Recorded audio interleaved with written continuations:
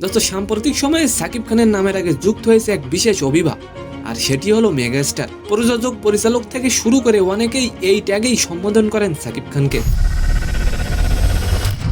দোস্ত তবে এই মেগাস্টার শব্দ নিয়েই আপত্তি তুলেছেন খ্যাতিমান অভিনেতা জাহিদ হাসান।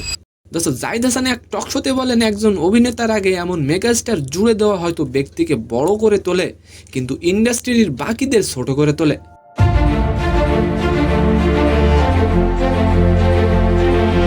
দোস্ত জাহিদ খান যে কথাটি বলেছেন, আপনি কি তার সঙ্গে একমত? অবশ্যই কমেন্ট করে যাবেন।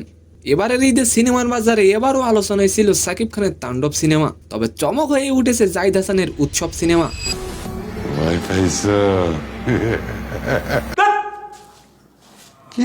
দোস্ত মুক্তির পর থেকে সিনেমাটি শুধু টিকে থাকেনি, বরং চতুর্থ সপ্তাহে এসেও আয়ের দিক দিয়ে এগিয়ে গেছে তাণ্ডব সিনেমাকে পিছনে ফেলে। দোস্ত জাহিদ হাসান বলেন, তাণ্ডবকে আলাদা করে দেখায় সাকিব খানের জন্য, তাকে চিত্রনায়ক নয় বলা হয় মেগাস্টার, আর বাকিরা থাকে ছায়ায়। দোস্ত তিনি আরো বলেন, শেক্সপিয়ারের একটা কথা আছে, হওয়াটা বড় কথা না, হয়ে থাকাটা বড় কথা। এক গাদা হল পেলে কি হবে, সেটা ধরে না রাখতে পারলে তো সেটা অপমানজনক।